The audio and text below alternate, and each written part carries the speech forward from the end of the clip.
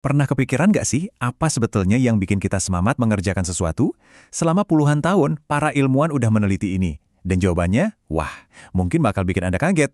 Yuk kita kupas tuntas. Oke, kita mulai dari pertanyaan yang agak menantang ya. Gimana kalau cara yang selama ini kita andalkan untuk memotivasi orang? Di kantor, di sekolah, bahkan di rumah, ternyata malah jadi penghambat terbesar kita. Untuk ngerti ini semua, kita harus mundur dulu ke tahun 1949. Di masa itu, sebuah eksperimen sederhana yang melibatkan beberapa monyet malah menciptakan sebuah teka-teki yang bikin para ilmuwan garuk-garuk kepala selama bertahun-tahun.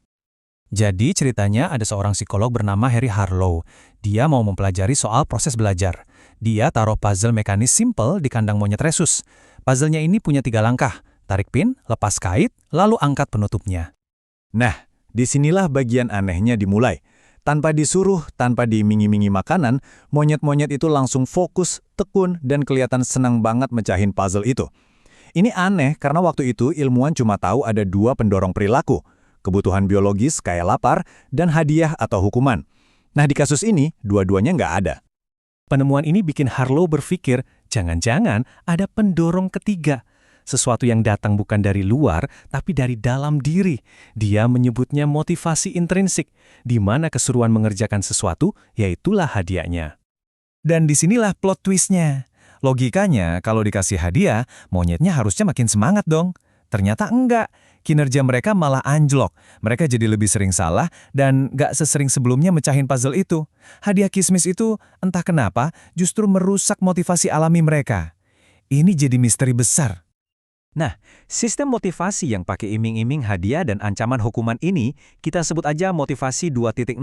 Dan ternyata, kayak software lama, sistem ini punya beberapa bug atau cacat yang cukup serius.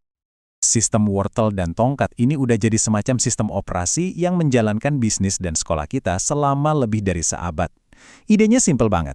Kalau mau orang melakukan sesuatu, kasih hadiah. Kalau mau orang berhenti, kasih hukuman. Tapi pertanyaannya, apakah cara ini masih relevan? Coba kita lihat eksperimen klasik lain, namanya masalah lilin. Bayangin Anda dikasih 3 barang ini. Tugasnya, pasang lilin ke dinding supaya lilinnya nggak netes ke meja. Kebanyakan orang mikirnya gimana cara memaku lilinnya ke dinding. Jelas nggak bisa. Kuncinya itu berpikir out of the box. Kosongin kotak paku payungnya, paku kotaknya ke dinding, baru deh taruh lilin di atasnya. Dan hasilnya, benar-benar di luar dugaan. Kelompok yang diiming-imingi hadiah uang ternyata butuh waktu rata-rata 3,5 menit lebih lama buat nemuin solusinya. Kenapa bisa gitu? Ternyata iming-iming hadiah itu justru bikin fokus mereka menyempit dan menghalangi kreativitas.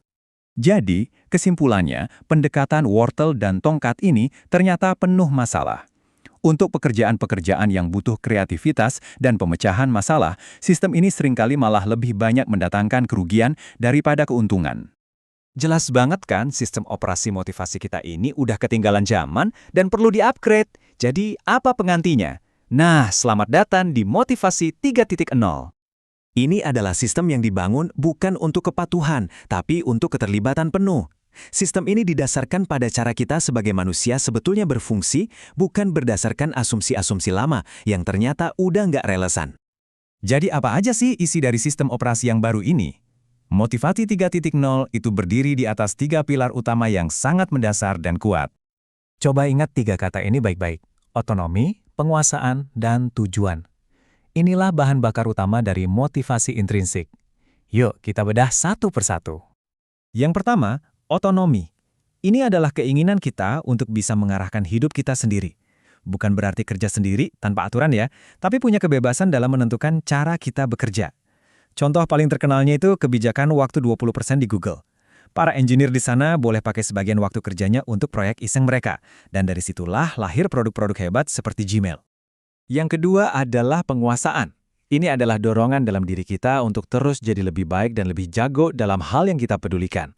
Kita itu suka tantangan, tapi tantangan yang pas, yang nggak terlalu gampang tapi juga nggak mustahil. Nah, saat itulah kita masuk ke kondisi flow, di mana kita begitu asik sampai lupa waktu. Dan elemen terakhir yang mengikat semuanya adalah tujuan.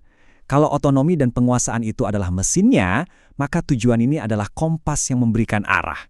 Kita ingin tahu bahwa apa yang kita lakukan itu punya arti dan berkontribusi pada sesuatu yang lebih besar. Oke, sekarang mari kita coba terapkan ini pada diri kita sendiri. Gimana cara kerjanya? Pada dasarnya ada dua tipe perilaku. Tipe X, yaitu ekstrinsik, yang digerakkan oleh faktor luar kayak uang atau pujian. Dan tipe Y, yaitu intrinsik, yang digerakkan dari dalam. Gampangnya, orang tipe X ngejar hadiahnya, sementara orang tipe Y menikmati perjalanannya. Nah, ini bagian terpentingnya. Bergeser ke perilaku tipe I itu bukan cuma soal jadi lebih produktif di kerjaan. Banyak penelitian membuktikan kalau orang dengan motivasi tipe I cenderung punya kesehatan mental dan fisik yang lebih baik, hubungan yang lebih solid, dan secara umum merasa hidupnya lebih bahagia. Jadi setelah melihat semua ini, pertanyaannya bukan lagi apakah sistem motivasi kita perlu di-upgrade. Pertanyaannya sekarang adalah bagaimana dan kapan Anda akan memulai pembaruan itu, baik untuk diri Anda sendiri maupun untuk orang-orang di sekitar Anda.